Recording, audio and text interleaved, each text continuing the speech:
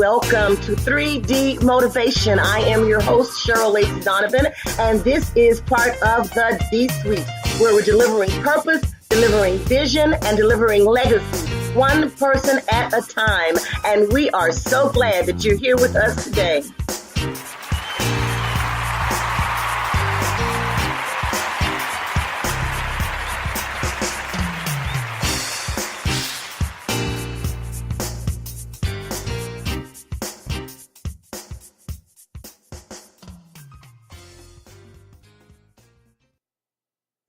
So everybody, before we get started, as always, we want to remind you how you can connect with us with 3D Motivation, the D-Suite, and with myself, Cheryl Lacey Donovan.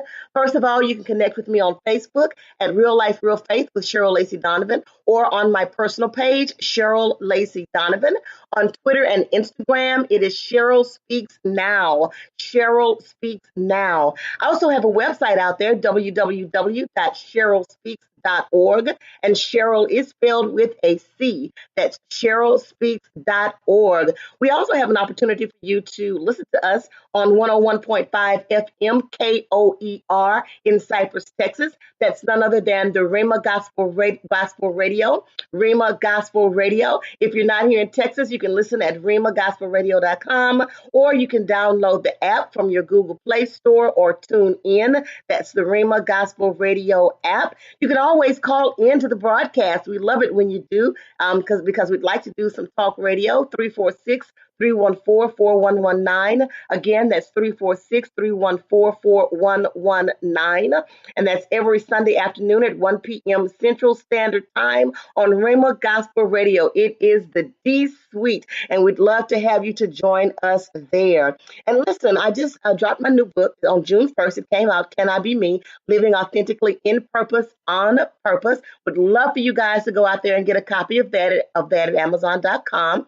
And as a result, I'll be touring the country, starting out in San Antonio, Texas on Saturday, July 14th and 15th, where I will not only be moderating a leadership panel, but I'll also be signing my book on Saturday and Sunday in San Antonio, Texas at the Henry B. Gonzalez Convention Center for the NAACP National Convention. I'll be at several of the Kroger stores in the area in Texas and Louisiana. Also going to try to make a trip to the Congressional Black Caucus. And listen, just found out recently that I have been nominated as Female Author of the Year. Yep, Female Author of the Year for the African American Literary Awards. The African American Literary Awards is going to take place October 6th, 2018 in New York. So time to vote, guys. Time to vote. I'm going to be posting information about the voting process really soon, as I get that, and would love to have you vote for me and be the winner of the Female Author of the Year Award with the African American Literary Awards Show. That's a mouthful. So without any further ado, I want to go ahead and get into the podcast on this morning. And one of the things that I wanted to talk about today is self-reflection. And let me tell you something. There is no way for you to move forward in life. There's no way for you to elevate yourself or to get to some of those things that you refer to as purpose if you don't take out the time for self-reflection. It is so much easier to improve your life and develop yourself as a person when you use self-reflection. Now, that's not the only thing. That's not the only thing. You have to have some self-reflection, some self-confidence, and some self-management. Yes, self-management. But self-reflection is a big key to that.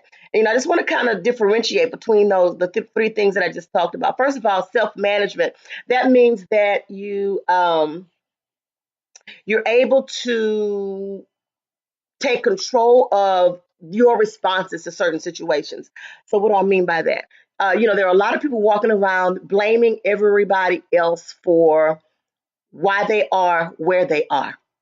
When the reality is that, yes, those people may have absolutely done what you say that they did. They may have abused you. They may have disappointed you. They may have done you wrong. They may have, whatever the case may be, they may have absolutely done that. But guess what? At the end of the day, it is how you respond to what they have done that dictates where you go and what you do.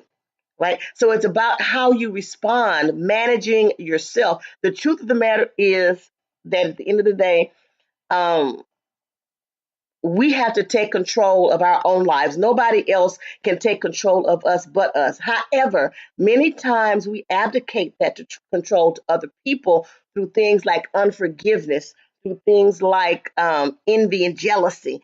We end up allowing other people to manage us instead of managing ourselves, right? So self management is a big key when we're talking about getting to the places that we're trying to go and developing ourselves as a person and improving our lives. We have to be able to self management. This is something that we often view as a personality trait. You know, it's all about pushing yourself up and getting yourself going.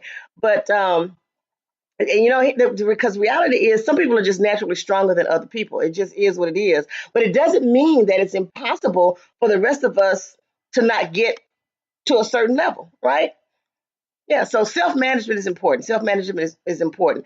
To develop your self management, you need to step into the unknown, right? You need to get out of your comfort zone.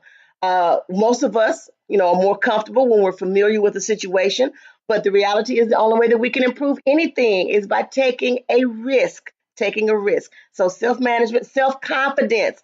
This is not the same thing as self assurance. Self confidence has more to do with the certainty that you hold influence over what will happen in your life. That's self confidence. You have some influence. Now, I also believe in God confidence. I believe that that's the ultimate confidence, knowing that ultimately at the end of the day, God is in control of everything. But while we are here walking this thing out in the natural, we do hold some influence over what is going to happen in our lives. And God gave us that. It's called will. It's called our will. He gives us the ability to have influence over what's going to happen. We can choose life or death. We can choose right or wrong. We can choose to do it his way or our way. We can choose to do it this way or that way, right? And that's kind of what the whole self-confidence piece is all about, that we have some influence over what's going to happen in our lives, even though God is ultimately in control. And you know, there are some people that naturally have the self confidence. It doesn't matter what position they're in, it doesn't matter what situation they're in. They just believe beyond a shadow of a doubt that they have influence over the direction of their life, right? And so part of this whole personal growth process is developing your self confidence, right? So self management, self confidence, and then there's self reflection. That's the piece that we're talking about today, self reflection. You need self management, you need self confidence in order to live your best life, but you also need self reflection. And what is self reflection? Self reflection is actually the key that unlocks self management and self confidence. That's it. Self reflection is actually the key that unlocks self management and self confidence. It can lead you to a more happy, more fulfilling life. It can protect your mental and your emotional wellness when you take out the time and are intentional about self reflection. It's the way that you go about evaluating your life, right? It's how you examine your feelings, it's how you examine your memories, examining your thoughts, and taking the time necessary to understand and analyze them to your benefit. And let's be real, most of us don't take the time to do that. We just kind of live life day to day, willy nilly, and whatever happens, happens any which way the wind blows. That's the way I'm going. And we rarely take out the time to really look at, how was I feeling when this particular situation occurred? What was I thinking? Why did I make that decision? Let me understand why I keep going back to the same type of man or to the same type of woman. Let me understand why I don't believe that I deserve better. Let me take out some time to kind of analyze my thought process and what kind of memories are invading my now and keeping me from getting to my future, to the point that, I need to understand that so that I can deal with it and get over it and move on. Right. So it's not just about your thoughts, though. It's also your behavior, because what you think, eventually you're going to say. And then when you say it and put it in the atmosphere, a lot of times you begin to act on it, and it becomes a self-fulfilling prophecy and part of your character. So you have to take control over all of those things and all of those processes in order to make your life better. You reflect on previous thoughts and events and take the lessons to improve yourself and do better next time. That's what you should be doing in self-reflection. You look at the things that you've done in the past, you reflect on those thoughts, reflect on those events, learn the lessons. And that's the thing. A lot of times we don't learn the lessons, so we have to keep repeating that class, right? Just like in school, you didn't learn the lesson, so you keep repeating that class because you did not go back and study. You didn't study your memories. You didn't go back and look at the memories, the things that have happened in the past. You didn't study your feelings. You didn't take any notes on your thoughts. You didn't take any time to understand and analyze the things that have been occurring and your behaviors. So you did not learn the lesson. So you have to go back and repeat the class. When you learn the lesson, right, then you're going to be able to do better the next time on the test. And then you'll be able to move forward to your best life. Right? So self reflection, it is so very important. It is a habit, it is a skill, and it can be learned. But you have to be intentional and want to do the work. You can't be lazy. Right? Now, here's a good thing. It's not too late to start. If you've never done it before, it's not too late to start. You can start right now developing your self reflection skills. In fact, I have several journals and things that are available that deal heavily in self reflection. Also, if you've listened to the podcast on Affirmation Wednesdays, at the end of Affirmation Wednesdays, I always ask you 3 self reflection questions. And those questions are on purpose so that you can go back and analyze and understand how you feel about the questions that I'm asking you and analyze your thought. What do you think about this? And it's unfortunate. I just have to throw this out there. This is an aside. I digress. But it's unfortunate that for many people, developing critical thinking skills has not been at the forefront. So they don't really ever think about some of the things that they do or say or how they behave. It just happens, right? So self-reflection is real integral in teaching you how to think critically. So you can choose, how best to self-reflect for you. I have a few tips that I want to leave with you today. You can write in a journal. Now, if you know me and you've read my books and you've listened to different interviews with me and things like that, you know that I love to journal. So journaling is a big thing for me. Meditation. Some people like to meditate. The word even says that you should meditate, on the word and on scripture and things like that. So meditation may work for you. Taking walks. Taking walks. You may be able to self-reflect during walks in the evening or whatever. But whatever will help you to easily reflect on some of these things, I suggest that you do it because it's important. It's an important part of getting to a place where you can live your best life. So the ability to think more clearly and set goals that are highly detailed and defined, that's what self-reflection can do for you. The ability to think more clearly and set goals that are highly detailed and defined. Self-reflection can also help you in spending more time with yourself. You will be more in tune to your internal compass, and we need that. Some of us have gotten to a point where we don't ever listen to our inner wisdom. Everybody else can tell us what to do and how to do it and when to do it, but our inner wisdom, our intuition, our spirit, right? We don't listen to that. We've learned how to just totally ignore that and do what everybody else says. Um, with self reflection, you'll be less likely to repeat negative and destructive patterns because you would have analyzed them and you'll see them for what they are. You're less likely to self sabotage when you self reflect. You'll feel energized about your path in life. You'll feel more content. You'll start to embrace life. You will get in touch with your why and start living it. This is when you do self reflection, y'all. That's why it's so important. Your relationships with others and yourself will improve. You will feel it will fill you with purpose. It will fill you with purpose, self-reflection. It will energize you about what you have to offer and it will bring healing. Self-reflection. I can't even begin to tell you how important it is. So, how can you get started with habits of self reflection? First of all, let me tell you this: it's a process. Right? It's a process. So, what kind of works for me is this: finding a quiet spot, someplace where you can get away from all of the distractions.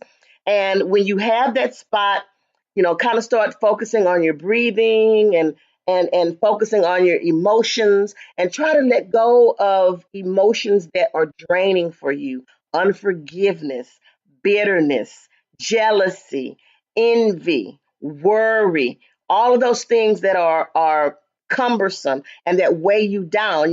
Getting, how does the word talk about the weights that so easily beset us so we can run this race?